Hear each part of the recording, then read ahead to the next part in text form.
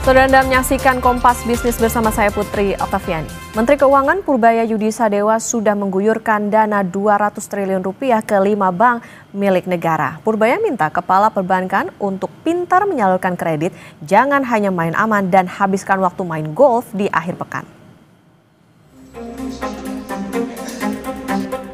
Menteri Keuangan Purbaya Yudi Sadewa sudah mengguyur 200 triliun rupiah ke 5 bank negara dengan target kredit mengucur sampai ekonomi tumbuh.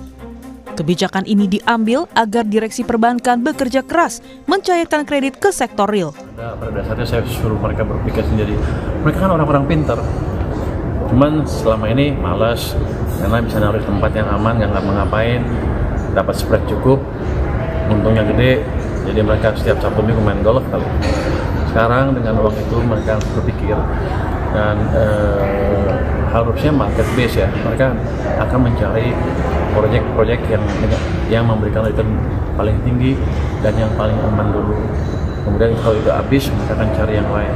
Tapi pada proyek yang top sekali kan pasti jumlahnya terbatas. Itu akan menimbulkan kompetisi di antara bank-bank tadi. Itu akan menekan suku bunga ke bawah pinjaman dan uang yang dipakai mereka miliki juga kalau belum sempat masuk ke bank kan pasti akan mereka place di overnight market jadi likuiditas sistem perbankan juga akan bertambah dengan signifikan. Jadi saya injek titik-titik tertentu dia akan nyebar ke sistem dengan cepat. Ini akan menimbulkan ya sama bank-bank yang tadinya sudah dapat duit sekarang dapat duit banyak pasti dia akan nyalurkan lagi. Sementara pertumbuhan kredit perbankan berdasarkan data Bank Indonesia tumbuh melambat secara signifikan sejak Mei 2025. Mei masih tumbuh 8,4%, Juni 7,7% dan Juli kembali melandai ke 7%. Kredit melambat padahal BI Rate sudah turun 4 kali sejak awal tahun hingga Agustus 2025.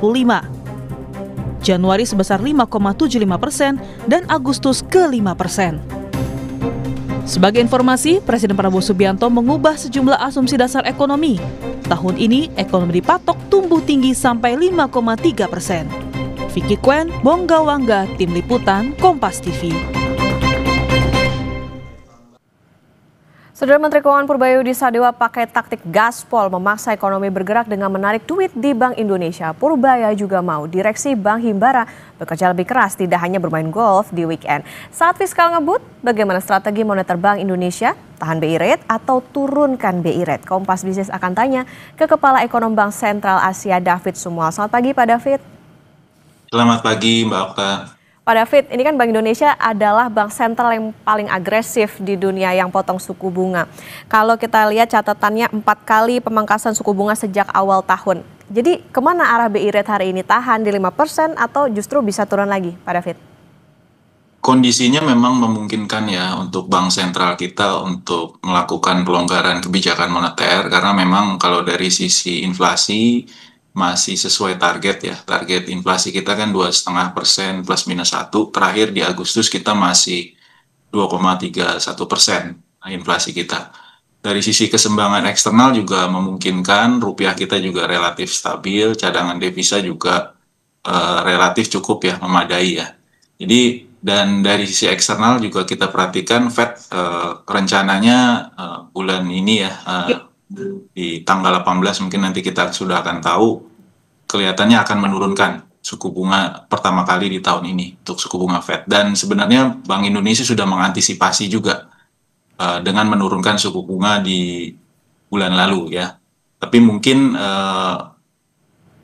di bulan ini bisa saja Bank Indonesia masih wait and see dulu ya menunggu perkembangan karena juga kemarin juga sempat ada tekanan sedikit ke rupiah kita ya ada mungkin keraguan dari sisi investor investor luar negeri terutama dengan kondisi kita ya yang terakhir ini kita tahu sendiri mengalami tekanan sosial maupun juga ekonomi ya. Nah jadi kalau menurut saya mungkin masih akan ditahan tapi masih ada peluang untuk menurunkan di bulan-bulan berikut jika Fed masih menurunkan. Jadi maksimum perkiraan saya ini Fed masih akan menurunkan, kalau kita ikut dengan September ini Fed sudah menurunkan, itu masih 3 kali lagi, jadi 75 basis point.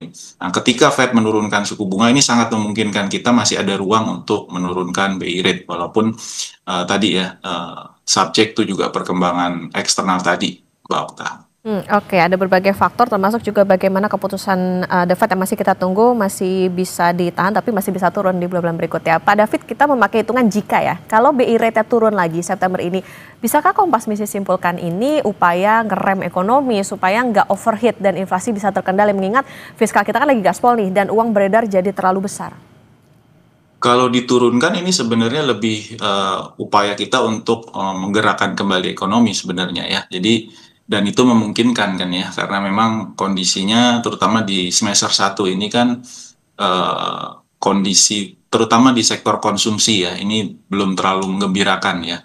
Nah, kita berharap dengan kebijakan moneter yang lebih longgar, karena kebijakan moneter ini ada time lag ya, beda dengan kebijakan fiskal yang lebih langsung, lebih direct impact-nya ke masyarakat ya. Jadi perlu waktu dan juga penyesuaian-penyesuaian ini kan sudah dilakukan sejak awal tahun. Sebenarnya Bank Indonesia sudah sangat antisipatif ya melihat kondisi eksternal maupun domestik kita. Oke, Pak David, kalau konsekuensinya apa nih? Kalau misalnya BI rate-nya ya tetap maupun turun, konteksnya bagi perbankan yang punya penempatan uang ke surat utang negara maupun sertifikat Bank Indonesia? Ya, ini sebenarnya tergantung juga dari permintaan kredit tentunya ya. Kita berharap dengan likuiditas yang lebih longgar, suku bunga juga tidak setinggi di semester 1 ya. Kita lihat suku bunga terutama suku bunga giro ya itu juga lumayan tinggi, deposito juga lumayan tinggi.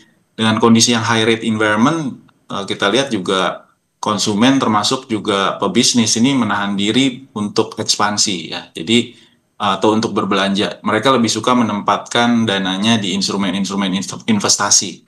Nah, kita berharap dengan memang dan kondisinya memungkinkan, ini kebijakan moneter bisa lebih longgar dan juga suku bunga bisa lebih rendah ke depannya, termasuk juga untuk instrumen investasinya, sehingga ini bisa menggerakkan ekonomi ke depan.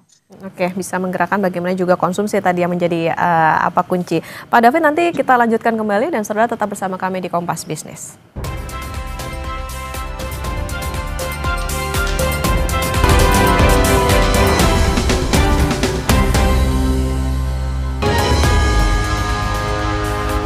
Kembali di Kompas Bisnis, saudara, dan kita akan melanjutkan perbincangan bersama Kepala Ekonom Bank Sentral Asia, David Sumual. Pak David, kita lanjutkan kembali. Pak, apa dampak ke akar rumput? Kalau misalnya tadi BI rate, misalnya prediksinya turun gitu, terus kalau misalnya tetap gimana? Bunga bank seperti apa sebetulnya yang bisa membuat ekonomi, termasuk juga bagaimana tadi konsumsi itu bisa bergerak? Ya, kita berharap tadi ya, kalau suku bunga kebijakan memang trennya seperti itu. Kalau misalnya suku bunga kebijakan diturunkan, itu ada transmisi tentunya ke suku bunga simpanan maupun pinjaman, walaupun ini memerlukan waktu yang seperti saya katakan tadi.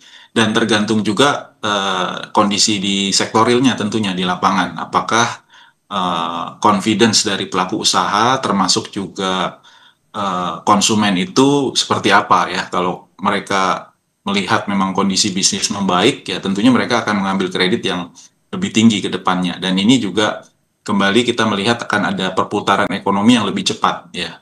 Jadi secara teoritis seperti itu, tapi prakteknya juga pastinya pelaku usaha akan melihat kondisi ya. Mereka tentunya tidak ingin ketika kondisi bisnis sebenarnya tidak begitu baik, mereka mengambil kredit lebih besar, tentunya mereka juga memikirkan bagaimana untuk mencicilnya nanti ke depan. Tapi kalau confidence ini membaik ya dari sisi pelaku usaha maupun konsumen, ini tentunya akan menggerakkan ekonomi lebih cepat lagi ke depan. Oke, ada upaya yang bisa dilakukan oleh Bank Indonesia, tapi tentu kita melihat juga bagaimana sektor real yang terjadi di dalam negeri. Pak David, tentang pemindahan uang Kemenkyu dari BI ke perbankan Himbara, ini kan Bank didorong menyalurkan kredit ke sektor real. In this economy, apakah permintaan kredit itu masih ada, Pak? Kalaupun ada, apakah perbankan secara umum, nggak hanya Himbara nih, tapi ini mau memberikan? Ya, paling tidak ini akan menjadi lokomotif ya, karena kan kita lihat selain ada dana 200 triliun yang diberikan, tapi juga pemerintah mengeluarkan paket-paket ekonomi ya. Jadi ada paket 17 itu ya, 8 plus 5 plus 5 ya, plus 4 plus 5 ya. Jadi kita berharap dari kebijakan tersebut juga ini bisa menjadi pendorong ya, paling tidak dari sisi demand, dari sisi permintaan itu, karena kan ini sifatnya direct ya, kalau kebijakan fiskal seperti pengurangan PPh 21, lalu ada kebijakan juga cash for works dan lain-lain, ini dana langsung masuk ke kantong masyarakat ya, dan ini tentunya bisa langsung dibelanjakan juga untuk produk-produk lain sehingga menggerakkan permintaan juga secara agregat. Nah, jadi kombinasi dari kebijakan ini tentunya jangan sampai berhenti di sini, harus ada kebijakan-kebijakan lain yang membuat pertumbuhan ekonomi ke depan itu sustain. Jadi bukan hanya temporary ya. Kita berharap ini hanya kebijakan sementara, memang karena kebijakan-kebijakan yang lain ini kan program-program yang lain belum terlalu optimal ya, yang terkait dengan flagship program pemerintah.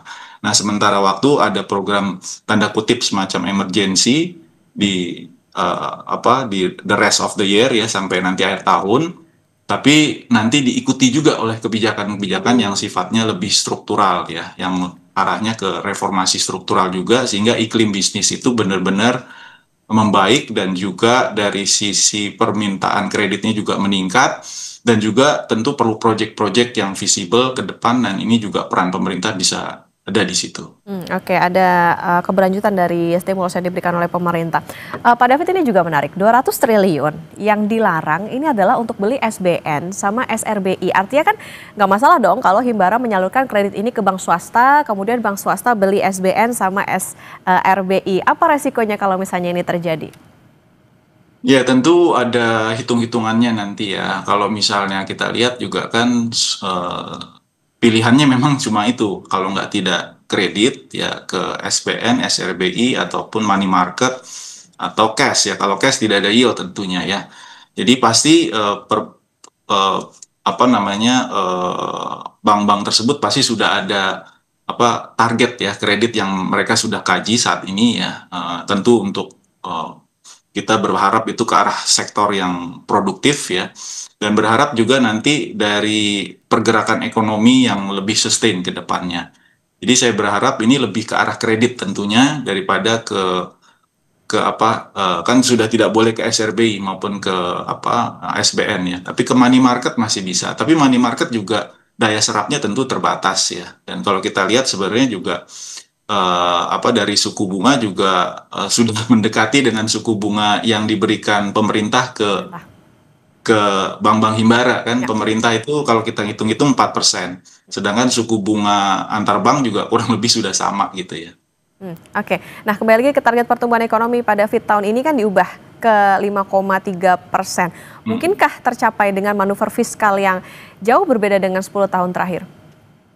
Ya, sebenarnya ini masih bisa dicapai ya. Tinggal kita tentu bukan hanya dari sisi tadi eksekusi kebijakan, tapi juga komunikasi kebijakannya perlu digencarkan juga ya. Bahwa ini tujuannya tentu tahap awal seperti ini, nanti ke depannya kita akan lengkapi dengan kebijakan-kebijakan yang lebih antisipatif juga ya, bukan hanya kuratif. Ini kan saya melihatnya ini hanya sebagai kebijakan yang mungkin kita lakukan sampai akhir tahun ya, dalam rangka juga mengoptimalkan anggaran. Tapi ke depan tentu perlu komunikasi-komunikasi yang lebih baik sehingga confidence dari pebisnis ini semakin meningkat ke depannya, Mbak Okta. Oke, Pak David, penegasan artinya kan ini nanti kita masih menunggu tentunya bagaimana hasil dari rapat Dewan Gubernur, hasil RDG, bagaimana BI Rate dan lain sebagainya. Prediksinya seperti apa Pak? Apakah akan ditahan atau diturunkan atau bagaimana? Kalau proyeksi kami sih sebenarnya kebanyakan ekonom kelihatannya konsensus untuk bulan September ini ditahan ya, karena memang melihat tadi perkembangan domestik maupun eksternal juga, dan juga menunggu Fed rate, karena Fed rate ini kan berbarengan nih kebetulan ya keputusannya ya. Kita belum tahu secara 100% juga ya, karena probabilitasnya di pasar masih 90% bahwa Fed rate akan diturunkan, dan Bank Indonesia sebenarnya bulan lalu sudah mengantisipasinya. Tapi ke depan dengan Fed rate-nya ini juga semakin ada kemungkinan untuk kembali diturunkan ya sampai akhir tahun, ini juga membuka ruang sebenarnya buat Bank Indonesia untuk kembali menurunkan di bulan-bulan berikut ya. Oke, bagaimana stimulus dan juga tadi upaya dari Menkyu soal bagaimana suntikan 200 triliun dan juga harapannya ini bisa memberikan efek ganda, termasuk juga nanti kita menunggu bagaimana keputusan dari Bank Indonesia soal suku bunga acuan. Ini tentunya kita harapkan market mekanismenya bisa berjalan, termasuk juga bisa meningkatkan perekonomian. Terima kasih Kepala Ekonom Bank Sentral Asia Pak David Sumual sudah bersama di Kompas Bisnis. Sehat selalu Pak David.